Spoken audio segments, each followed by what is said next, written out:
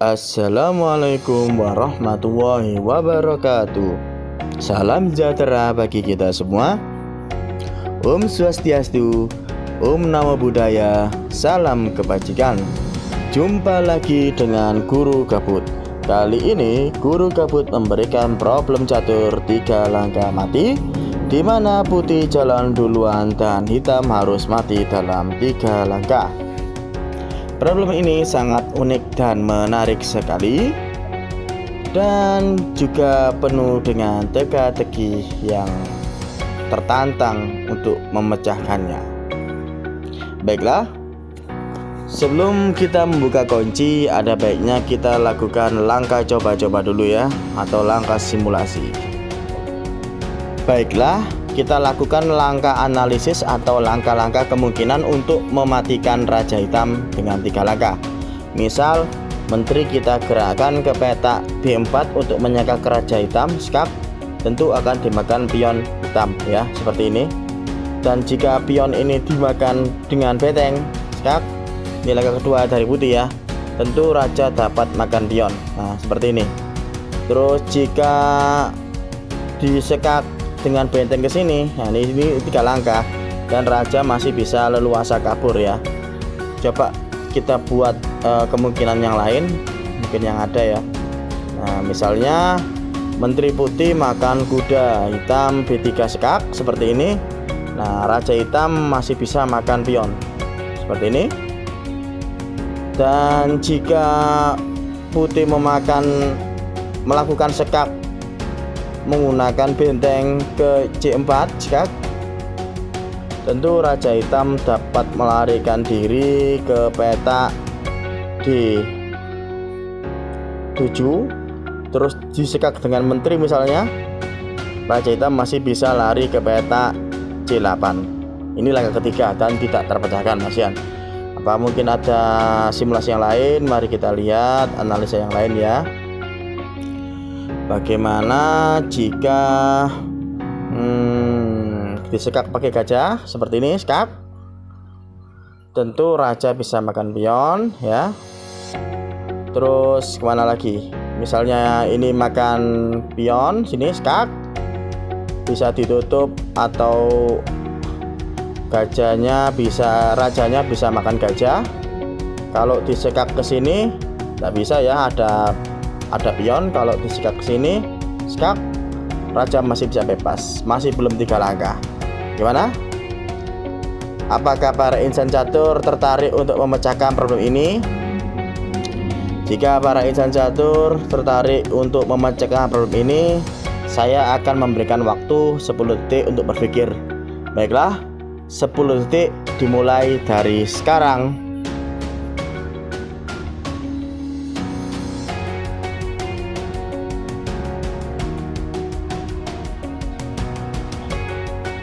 Bagaimana? Apakah sudah menemukan kunci jawabannya? Kalau sudah, mari kita cocokkan jawaban Anda bersama-sama. Solusi dari problem catur 3 langkah ini, atau kunci dari problem catur 3 langkah ini adalah benteng D4. Jadi kuncinya itu adalah benteng ya. Jadi pergerakan pertama adalah di benteng. Jadi gerakkan benteng ke petak D8. Jika hitam membalas dengan kuda F7 pukul benteng D8, maka putih pada langkah kedua membalas dengan kuda F5 bergerak ke petak D6. Jika hitam membalas dengan pion pukul kuda, putih akan mengakhiri pertandingan dalam 3 langkah dengan menggunakan gajah E7 pukul kuda D8 skak mat. Problem catur 3 langkah terpenuhi. Bagaimana dengan simulasi yang lain? Mari kita cocokkan bersama-sama. Bagaimana jika pada saat benteng digerakkan ke petak D8 dan kuda tidak memakannya? Kemudian kuda hitam ini bergerak ke petak D6.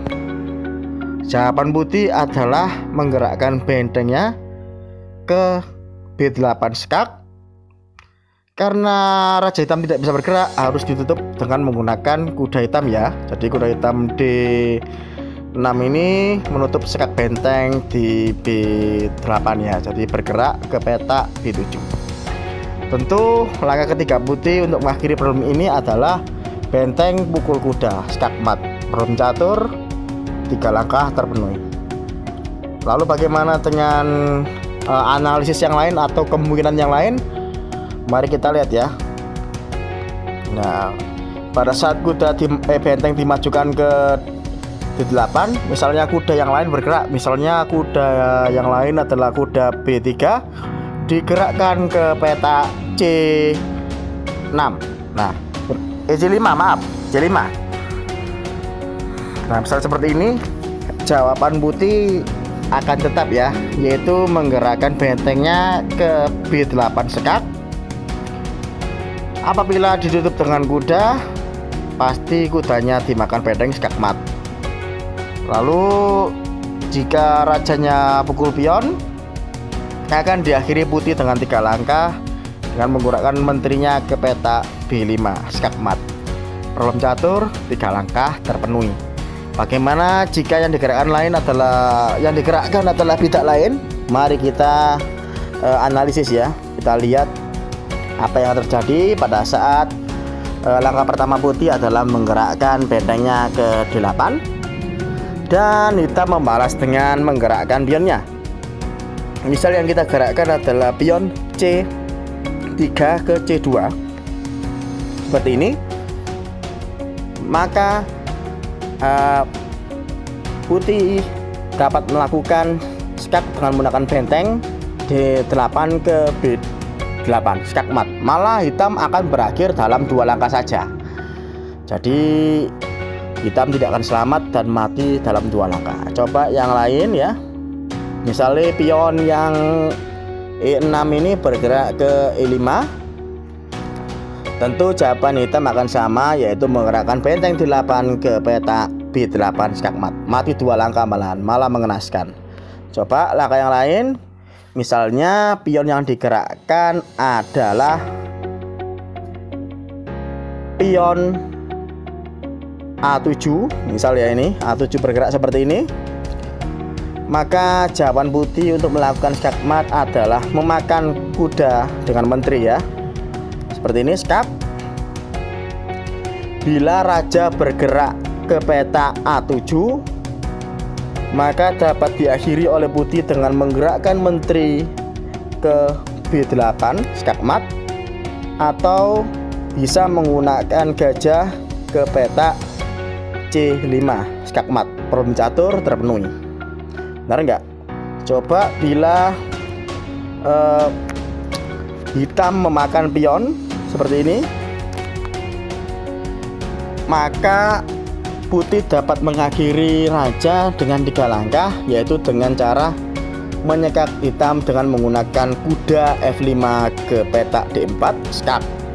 Problem catur 3 langkah terpenuhi. Bagaimana dengan menggerakkan pion lain? Mari kita lihat analisisnya ya. Ini memang problem banyak jawabannya. Pada saat langkah pertama putih adalah menggerakkan bentengnya ke D8 dan hitam menggerakkan pion A5 ke A4, maka jawaban putih adalah menggerakkan benteng D8 ke B8 sekak. Raja hitam tidak punya langkah lain selain melarikan diri ke petak A5, dan putih dapat mengakhiri dengan menggunakan menteri ke petak B5 sekak mat, atau menggunakan gajah ke petak B4 sekak mat. Dan problem catur 3 langkah terpenuhi. Bagaimana insan catur? Apakah Anda terhibur dengan problem catur yang cukup rumit ini? Jika Anda mempunyai prediksi atau analisis yang lain, silakan komentar, nanti akan saya tanggapi. Nantikan video-video yang lain dari Guru Gabut. Jangan lupa subscribe, like, dan komen. Salam Kinunasumus. Wassalamualaikum warahmatullahi wabarakatuh.